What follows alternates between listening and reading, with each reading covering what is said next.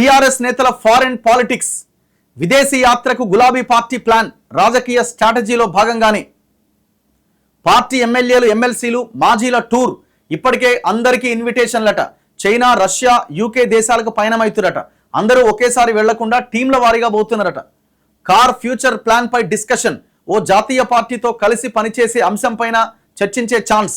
సమాచారం లీక్ కాకుండా జాగ్రత్తలు. ఈ నెల 11 నుంచే టికెట్ల బుకింగ్. ఇందుకు ఒక మాజీ మంత్రి ఆర్థిక సహకారం. అంతా గులాబీ బాస్ డైరెక్షన్లోనే. బీఆర్ఎస్ పార్టీ ఫారెన్ టూర్కు సిద్ధమైంది. వారం రోజుల పాటు విదేశాల్లో పర్యటించాలని పార్టీ నేతలు ప్లాన్ చేసుకున్నారు. ఇందుకు సంబంధించి ఇప్పటికే గులాబీ పార్టీకి చెందిన ఎమ్మెల్యేలు ఎమ్మెల్సీలు మాజీలకు ఆహ్వానం అందినట్టుగా టాక్. వచ్చే వారం నుంచి వీరంతా టీంల వారీగా పయనం కాబోతున్నారు. ఈ టూర్ వెనకున్న ప్లాన్ ఏంటి? అధికారంలో ఉన్నప్పుడు లేని యాత్రలు ఇప్పుడు ఎందుకు చేస్తున్నారు? ఇది మామూలు టూరేనా? రోజు రోజుకి బలహీనపడుతున్న కారు పార్టీని కాపాడుకునే వ్యూహాలు ఏమైనా రచించడానికి టూర్ ప్లాన్ చేశారా? ఏంటంటే ఇప్పుడు ఆ 26 మంది ఎమ్మెల్యేలు జంప్ అయితే బీఆర్ఎస్ ఎల్పీ విలీనం అవుతుంది. ఆ 26 మందిలో మరి ఏమన్నా కొంతమంది ఇంకా 38 మందిలో ఇంకా కొంతమంది పోవడానికి ఏమైనా రెడీ అవుతున్నారేమో. సో వాళ్ళని కాపాడుకోవడానికి ఈ టూర్ ఏమైనా ప్లాన్ చేసిరేమో. నిన్న మొన్న ఒక బ్రేకింగ్ న్యూస్ వస్తున్నది. బీఆర్ఎస్ బీజేపీలో విలీనం కాబోతున్నది ఢిల్లీ ఎలక్షన్స్ తర్వాతని. నేను అనుకోవడం ఇది కూడా పెద్ద ఫేక్ న్యూస్గానే నేను చూస్తా.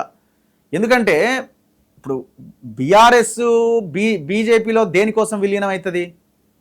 ఏమంటున్నారు? కవితని బయటికి తీసుకురావడానికి, లేదు ఉన్న కేసుల నుంచి ఇక్కడ బయటపడడానికి, రేవంత్ రెడ్డి నుంచి కాపాడుకోవడానికి అన్నది ఒక లైన్.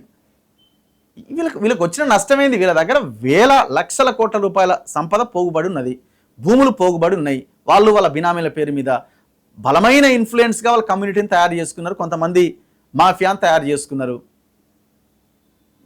ఇట్లా ఎర వేసి లాగేస్తున్నారు. లాగేయగలిగే శక్తి వాళ్ళ దగ్గర ఉన్నది. ఇంకేముంది వాళ్ళకి కావాల్సింది? బీజేపీలో కలవాల్సిన సిచ్యువేషన్ వాళ్ళకి ఎందుకు వస్తుంది? ఇవాళ రేపు దేశంలో కేసులు కథా వ్యవహారం మనకు తెలియని విషయమా? ఎన్ని నెలలు జైల్లో పెడతారు? మహా అయితే ఎన్ని నెలలు జైల్లో పెడతారు? ఈ విలీనం అన్న ఈ చర్చ ఏదైతే ఉందో అంతా బోగస్. అది అంతా బోగస్. ఒక అధికారంలో ఉన్న వాళ్ళని ప్రసన్నం చేసుకోవడానికో ఇంకోటో చేస్తున్న ప్రక్రియ కింద చూడాలి తప్ప ఇందులో అయితే వాస్తవం ఉందని అయితే నేను 1% కాదు, 0.00001% కూడా ఛాన్స్ లేదు. ఇంకోటి ఏం చెప్తున్నారు? కేసీఆర్ని ముందు పెట్టాట బీజేపీ రాజకీయం చేస్తారట. ఎందుకంటే బీజేపీ కట ఫేస్ లేదట. బీజేపీలో నాయకులు లేరా? బీజేపీలో నాయకులు, బలమైన నాయకులు ఉండడం వల్లనే కదా మొన్న 8 ఎంపీ సీట్లు గెలిచింది. వాళ్ళు ఏమైనా జీరోలో ఉంటే వాళ్ళు ఏమైనా ఇంకొక పార్టీ కోసం అది విలీనం అయితే మనం ఇంకా పైకి పోవచ్చని ఆలోచన చేయొచ్చు. వాళ్ళు మొన్న 8 ఎంపీ స్థానాలు వచ్చినాయి. 30% ఎబో వాళ్ళకి ఇది వచ్చింది, ఓట్ పర్సంటేజ్ వచ్చింది. వాళ్ళు ఎందుకు విలీనం చేసుకుంటారు? వాళ్ళు అవసరమైతే వాడుకుంటుండొచ్చేమో మహా అయితే, మహా అయితే. అంటే ఇట్లాంటి బోగస్ వార్తలతో ప్రజల్ని మళ్ళీ డైలమాలో పడేస్తూ ఉంటారు.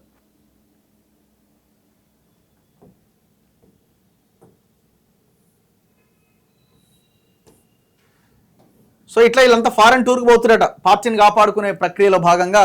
ఈ ఎవడోడు ఎడ జారుకుంటుందో మేమే ఇస్తాం బాబు, డబ్బులో ఇంకోటో ఇస్తాం, మీరే బయలుదేరండి అని చెప్తున్నారట.